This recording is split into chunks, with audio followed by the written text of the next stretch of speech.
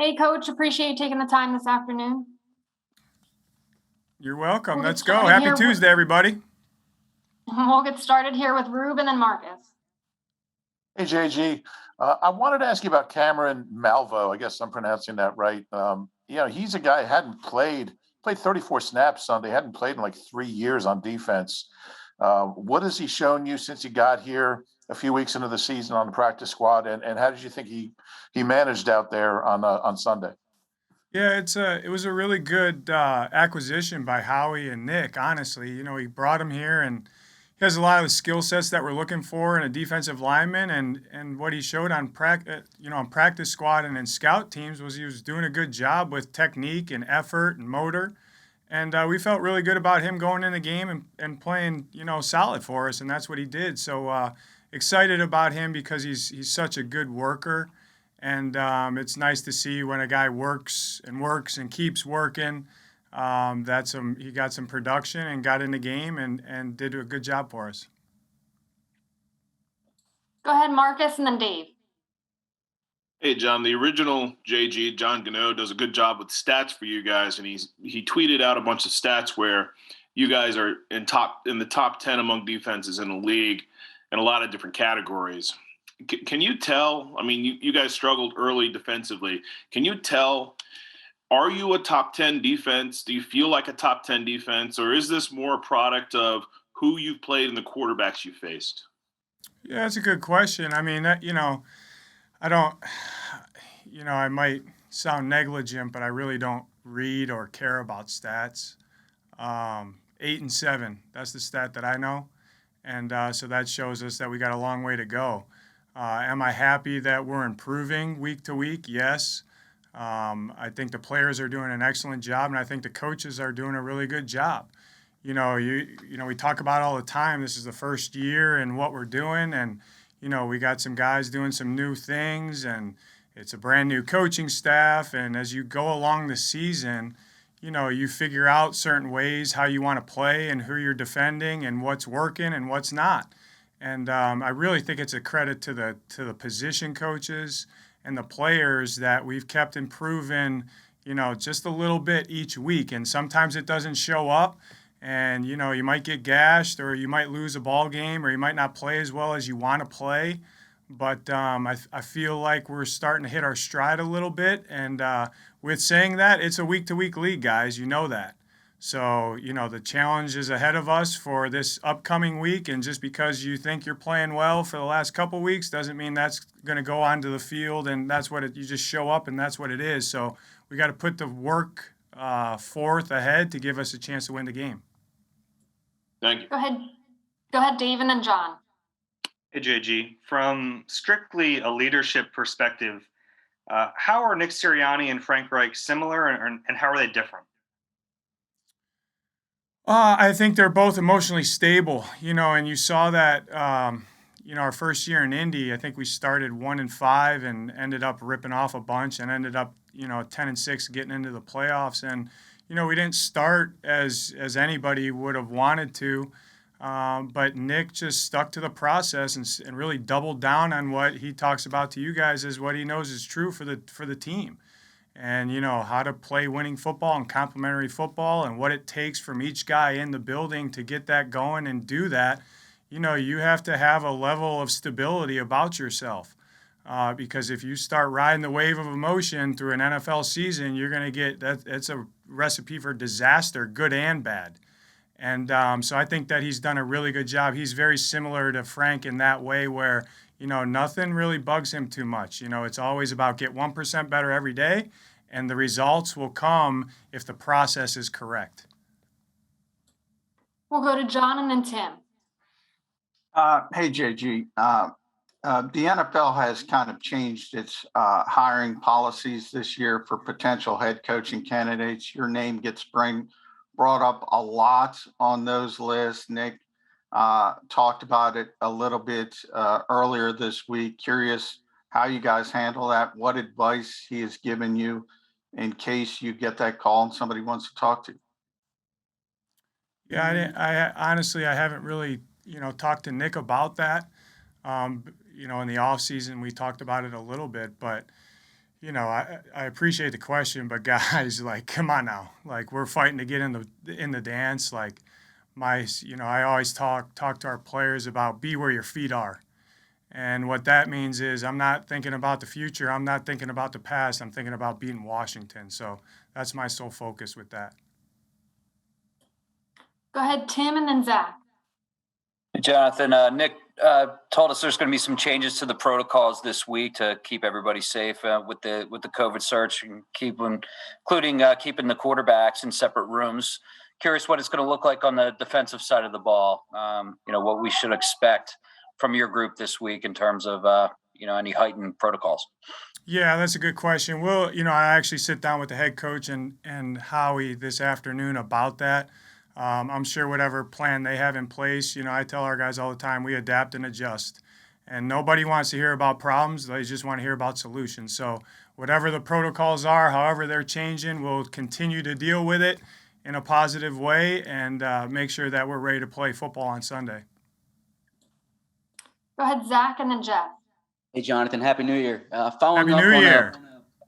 From Marcus, I imagine it's not a bold opinion to suggest that playing defense against Tom Brady and Patrick Mahomes is different than it is against Jake Fromm.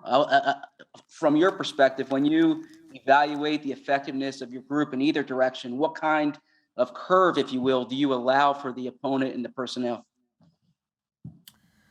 Good question. I mean, you guys, we always talk about it. When you set up the game plan, it's who we have up playing. What do our players do well, and what do we have to defend, and who we have to defend on the other side? That's how kind of the game plan gets put together, and that's different every week. So when we look of who we're going against and how we want to set up the game plan and how we want to play, also knowing that when we sit down with Nick and every Tuesday and hear how they're going to play on special teams and offense, that also goes into how we play on defense. So. That's a constant evolution and communication between the head coach with the entire organization. Hey, this is how we want to play this game, and this is what we want to get done to put ourselves in position to win. So the answer to that is that changes weekly. Go ahead, Jeff, and then Mike. Hey, Jonathan. Sorry. What do you think? What was it that kept TJ Edwards from starting initially, and then what all of a sudden changed your mind about him? Nothing really that kept him starting initially. We started playing a bunch of different guys in different packages, thinking that we're gonna put them in the right spots for their skill sets a little bit. And just with what TJ has done is, when we evaluated it, whenever we kind of sat down and we wanted to see what improvements could we make, moving forward. He was a guy that stuck out that we said we really can't afford to take this guy off the field. So that's why you saw his playing time increase, and that's why you see that he's playing real well for us right now. So very happy about how TJ's running the show for us, and he'll continue to do that. Go ahead, Mike, and then Bo. Hey, JG, to follow that up, the stat you care about, 8-7, you guys are 6-2 since you've made that move. How has TJ impacted the rest of the defense? How has the defense kind of evolved around him since making that move? Yeah, it's been going in the right direction. I do think that it's a calming effect for the defense to have one signal caller, and when you play a lot of packages, as we do, that can get challenging at times. And but he's really settled in, and he's the green dot, and he makes all the front mechanic calls with the front. I mean, he's making the back end calls with the back end guys, and he's just a really good communicator. You hear me talk about being emotionally stable. He's one of those guys. Every once in a while I'll juice him in his ear, and he just gives me a thumbs up. I got you, coach. Or TJ, get this done. I got you, coach. And then a call comes in. But he's been a joy to be around, and he's smart, tough, physical. He's what we look for in a Mike position, and he's playing well. We'll go to Bo and then Rob. Hey, Jonathan, the safety rotation with Marcus Epps that you've been used in the past few games. Are you happy with how that's going? And what were the conversations like with Rodney and Anthony, given that they're both guys who are used to being on the field every snap? Yeah, I am happy how that's going. It's a credit to Denard and DK. Like, they've done a really good job with that. Not just the safety position, but everybody. The nickel and the corner spots, that whole back end. I'm really pleased where that group is going and where they're trending and how they're playing right now. And to always say that we're always trying to look to get incrementally better each week. But for Rodney and Anthony, two vets that have played at a very high level. That's what I love about both of those guys. Yeah, whatever is best for the team, that's what we'll do. And that's the kind of leadership and character you're looking for in your defense, and you've heard me talk about that. We've been around good players that want to play their way, whether or not it's right for the defense or not. And both of those guys, they are completely 100% team first guys and will do whatever we ask them to do to win the football game. So it's been very pleased with how that room is playing, how the rotation is going, and couldn't be happier and more excited to be around 23 and 28. We'll take two more here. Go ahead, Rob, and then Marcus. Jonathan, I want to ask you about, we just asked Shane about Boston Scott, a guy that kind of had to wait his turn a little bit. And then when he got on the field, really kind of delivered. Jannard Avery's a little similar, not exact, but, the last couple of weeks certainly has made an impact. What have you seen from him, and what do you like about where he's playing and the way he's playing? Yeah, really good question. He's doing an excellent job for us. He brings a lot of energy and juice to the field, and he's athletic. He can strike. You see him, he can rush. He plays the run game extremely well, and he can drop a little bit. And, I do tip my hat to him because there's been some game, you never know how the game's kind of going to go. And there's been some games where he hasn't played a ton of snaps. I'm sure he wants to play a little bit more. And there's games that he's played more than what he thought he was going to play. And, he stays present. He's in the moment. And whenever he's in there, he knows he needs to do his job and make plays for us to be successful. So, excited about what he did in the last couple ball games, and he'll continue to do that. Go ahead, Marcus. Sorry about that. I was going to ask about Jannard Avery as well, but I also wanted to ask you about how you think Rodney McLeod has played week to week since coming back, an older player coming back, I think, from a second ACL. Of course, he popped this weekend, but how have you seen him, progress? Has he been steady? Has it been kind of up and down? How do you think Rodney's played? No, very steady. I mean, the first thing I look for in a safety is reliability, and he, is the epitome of that word.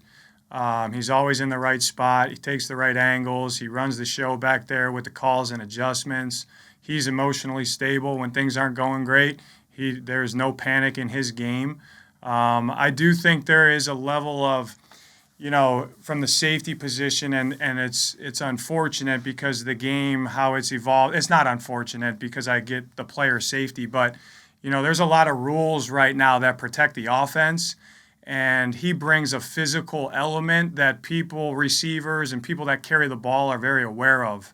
And when you talk about being an intense group that wants to out-hit people, as we said when we got in here, he's one of those guys that carries the torch for us. So I love the physical presence that he brings back there when he's coming into the box, when he's coming out of the post, when he's playing different forms of cloud. He's a great tackler. He can cover. I mean, he does everything we're looking for in a safety, but reliability, and he's not up and down. He's consistent. He plays good, sound football, and he does what we ask him to do. Thank you.